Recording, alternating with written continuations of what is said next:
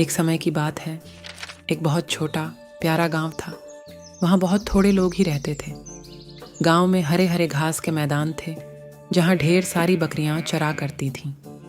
पास में ही एक नदी बहती थी।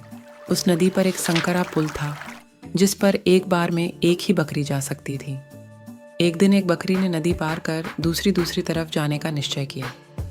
जब वह पुल पार करने लगी, तब उसने दूसरी तरफ से एक दूसरी बकरी को आते देखा।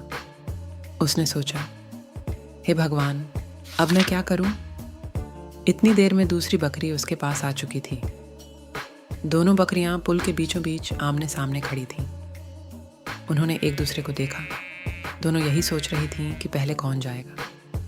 दूसरी बकरी ने कहा, नमस्ते बहन, ज़रा तुम पीछे जाओ जिससे मैं दूसरी ओर चली जाऊं।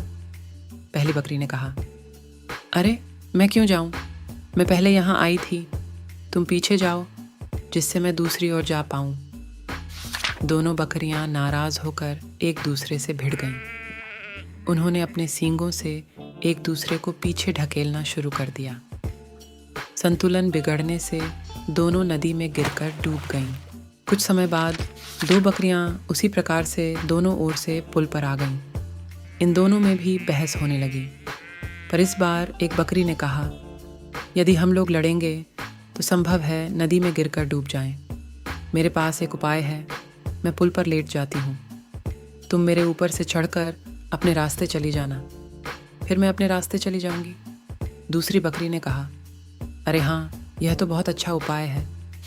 और फिर पहली बकरी पुल पर लेट गई। दूसरी बकरी उसके ऊपर से चलकर चली गई। पहली बकरी उठी। उन्होंने एक दूसरे को अलविदा कहा और अपने अपने रास्ते चली गईं। इस कहानी से हमें यह शिक्षा मिलती है कि कठिन परिस्थितियों में शांत रहकर समस्या का हल सोचना चाहिए।